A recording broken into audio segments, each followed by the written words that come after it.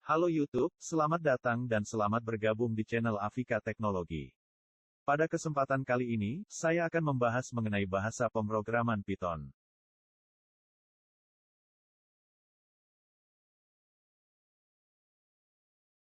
Apa itu Python? Python adalah bahasa pemrograman tingkat tinggi yang menerapkan cara eksekusi secara interpreter. Nah, interpreter itu apa sih? Bahasa pemrograman interpreter akan mengeksekusi program dengan cara langsung menerjemahkan kode baris per baris ke dalam bahasa mesin. Hal ini berbeda dengan compiler, di mana compiler akan memeriksa seluruh kode terlebih dahulu sebelum akhirnya dikompil menjadi kode objek atau istilahnya adalah bahasa assembly, dan baru setelah itu compiler akan membentuk file dengan ekstensi .exe. File itulah yang akan menjadi program. Bahasa Python juga menerapkan paradigma OOP, atau Object Oriented Programming.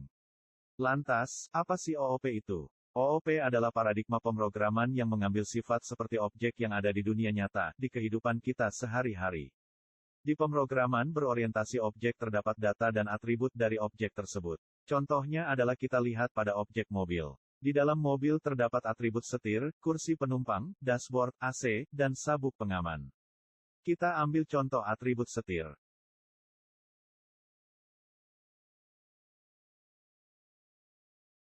Di setir terdapat beberapa data di antaranya adalah berapa radius putarnya, dan power steeringnya apakah menggunakan elektrik atau hidrolik.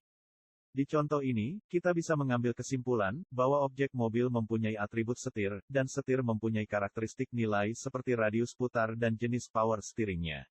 Inilah yang dinamakan dengan Object Oriented Programming. Di dalam program, objek didefinisikan dengan suatu kelas, dan di dalam kelas tersebut terdapat atribut, dan atribut mempunyai nilai atau value tertentu yang menjadi ukurannya.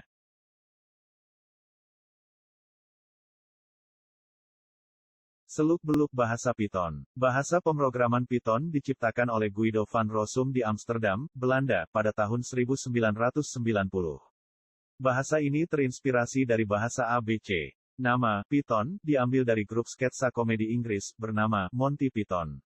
Lisensi dari Python adalah open source, yang artinya terbuka bagi siapapun yang ingin mengembangkan Python lebih dalam lagi di berbagai bidang. Dukungan community yang luas juga menambah nilai plus di kalangan para developer Python. Bahasa Python dianggap seperti bahasa script, namun bisa melakukan hal yang lebih dari itu.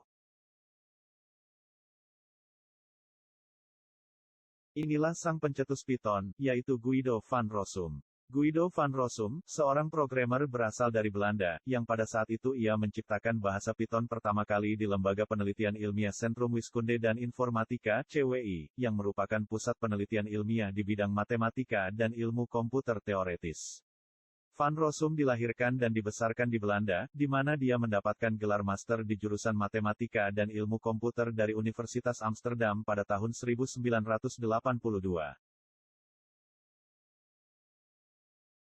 Nah, kenapa sih bahasa Python ini popularitasnya semakin meningkat dan apa keuntungannya kita menggunakan Python? Karena bahasa Python ini mudah untuk dipelajari, sintaksisnya yang mudah dibaca dan singkat, namun powerful.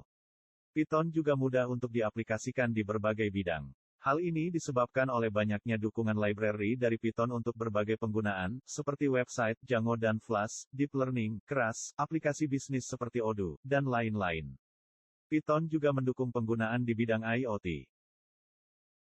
Python merupakan bahasa yang bisa berjalan di lintas OS. Maka dari itu, Python dapat dikatakan sebagai bahasa pemrograman yang fleksibel dan multi-platform. Python juga akan meningkatkan produktivitas Anda, karena Anda akan bisa lebih jauh dalam mengembangkan aplikasi menggunakan bahasa Python ini. Python free dan open source. Untuk dokumentasi lengkap dari Python, Anda bisa mengaksesnya langsung di www.python.org. Di sana Anda akan dapat menemukan banyak tutorial-tutorial dan dokumentasi mengenai bahasa Python, dalam berbagai versi Python.